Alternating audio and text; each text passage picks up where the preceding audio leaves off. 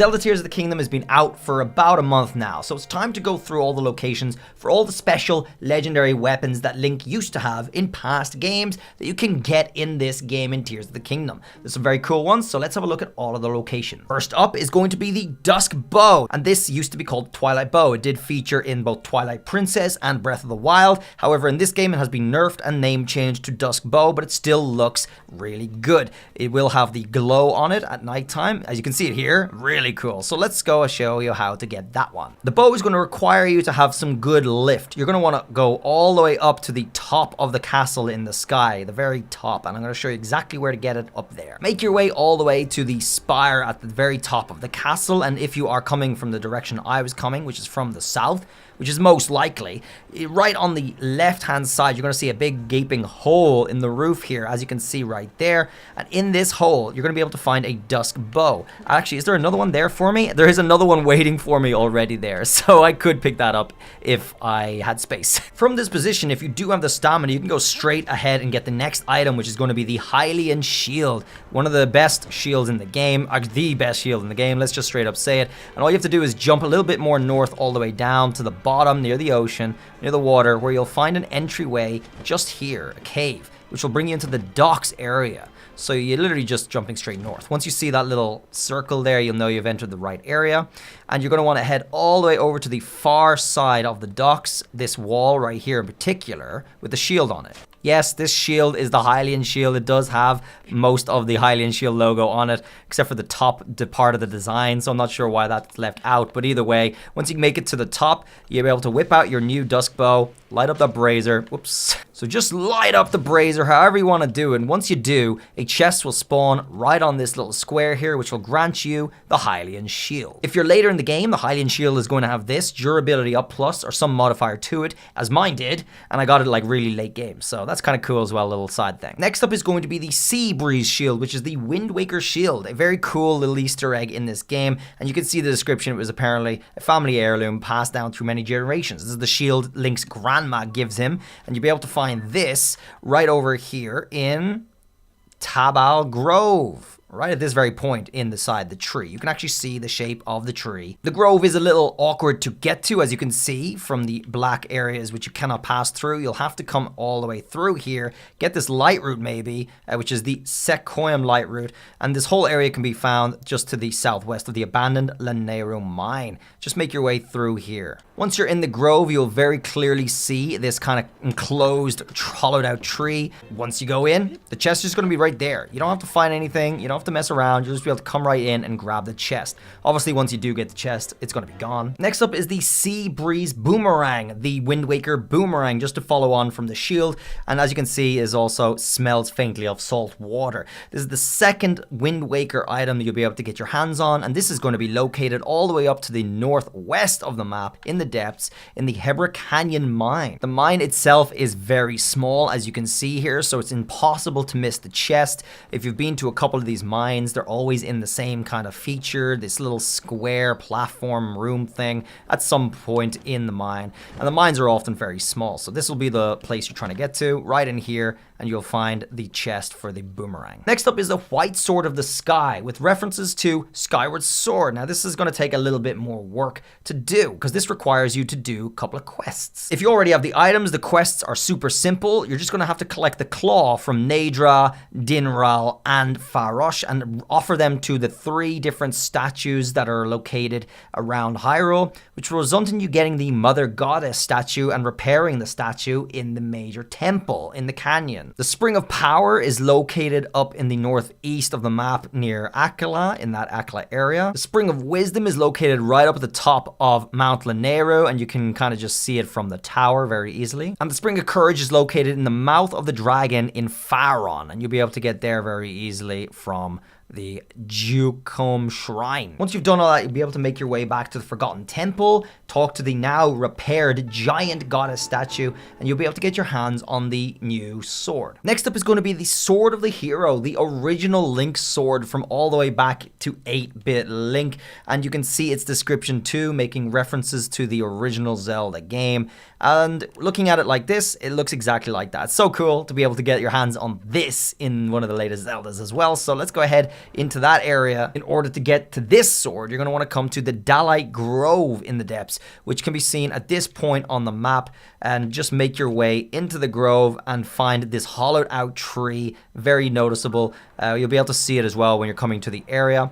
And again, there's going to be a couple of like tree enemies or something waiting for you, but most importantly, there's going to be a chest, which I've obviously already gotten. But just come on down, grab the chest, and bail. Next up is going to be one of my favorites. This again is very famous from the Twilight Princess series, as well as the cutscenes in particular, which Ganon used this sword to kill one of the sages. It's insane. Really, really cool sword. Looks great as well. It's got a nice glow to it, and it's two-handed weapon. It's pretty strong. Looking at the description, you can see that it was thought to have been handed down to the Kingdom of Hyrule ages ago. The blade shines with a holy luster. If you guys remember from your Twilight Princess cutscenes, yeah, this will be a familiar sword. Either way, in order to get this, you're going to want to have to complete a quest. The quest itself can be started and finished all in the Typhlo Ruins. However, it is going to require you do a lot of the main story in order to get your hands on it and finish the quest. The quest itself is to investigate the Typhlo Ruins, which is going to give you a couple of different quests relating to the sages you've beaten in the game. The quest can be started and ended by getting it from this guy here at the tent just beside the tower in the Typhlo Ruins. So come down here, knock yourselves out, and at the end, when you have done all 5, okay, when you've done all 5, you're going to be able to come around here to finish it, and you're going to open up a little passage that will get you access to this sword, and that passage is right here, guys. You'll be able to come right down here. This will open up with the final part of the quest, and you'll get the Holy Luster, the Dusk Claymore. Next on our list is Biggoron's sword from the Ocarina of Time classic. Absolute fan favorite. Probably one of the most favorite Zeldas of all time. And here it is. It looks great too, as you can see. And it is Biggoron's sword. It's got the description, all the Easter eggs that go with it. In order to get your hands on this puppy, you're going to be coming over to Akala, and you're going to want to come to the Skull Lake here and drop down the left eye. So let's go ahead and do that. That's going to bring you down to the chasm. It's going to bring you to a little special place in the chasm called the House of Bones. Let's go down there, drop in. And we're going to have a little wee easy boss to deal with down here. He's not hard at all. It isn't even spawned in yet. He hasn't even spawned in for me. There he is. So once you take care of this guy, he is easy.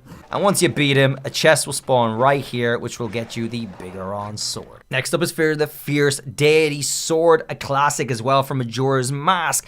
And it looks great too. It does look very good. It's got 38 base power, and it's got all the references in the description perfectly. So in order to get this sword, you're going to have to do a little bit of extra stuff as well. You are going to have to get your hands on the entire Fierce Deity set for the armor first. I do have a video linked in the description that will show you guys how to access all parts of those armors. If you haven't already got them, go get them, and then make your way to this part on the map, which is Kisonona Shrine over here, just south of Death Mountain by all the water. Once you do, just north of that shrine is Kefla Lake Cave. We're going to make our way in there. You can't miss the cave, by the way, guys. There's people there for a quest with a big smoke signal. We just go right into the cave just like this. When you're in here, if you are wearing all 3 parts of the armor, this door right here, which was closed, will open.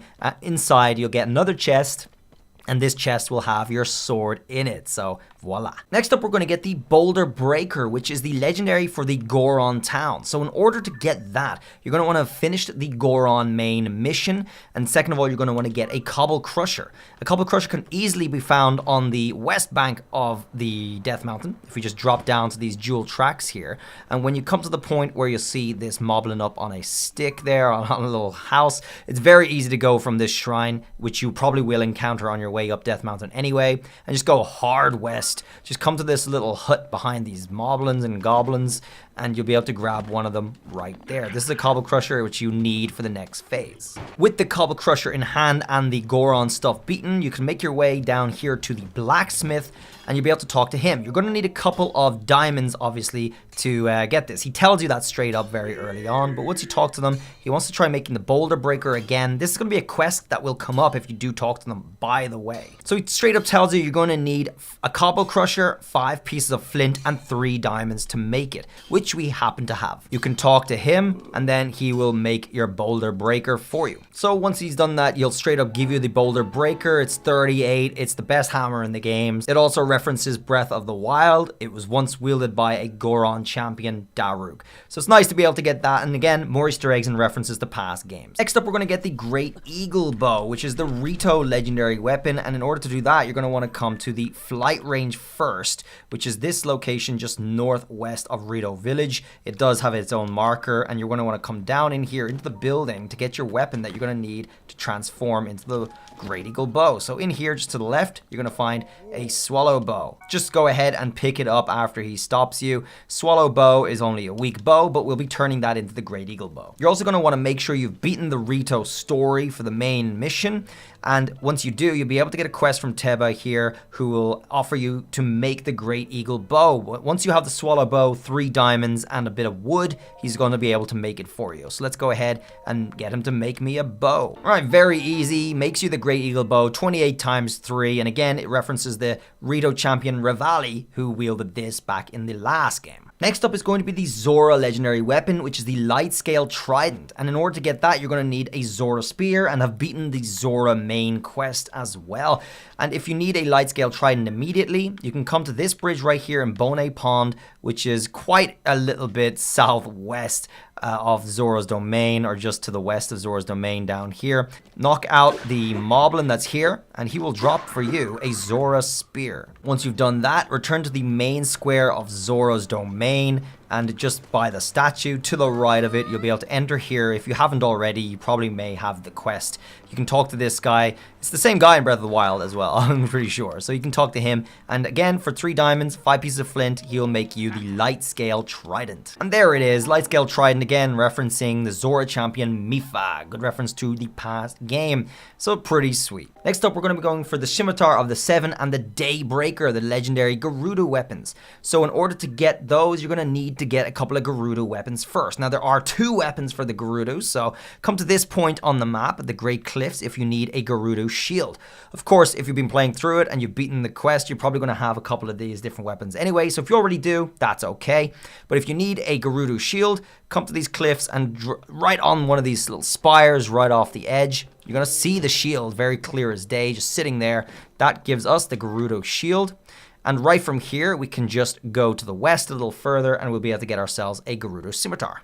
Make your way to this point just west of where we got the shield. You'll find a couple of enemies and be able to take them out. Take out the Lizalfos and you'll get a Gerudo Scimitar as well. Make your way to Gerudo Town here, and when you come to the main square, turn left into this store right in here.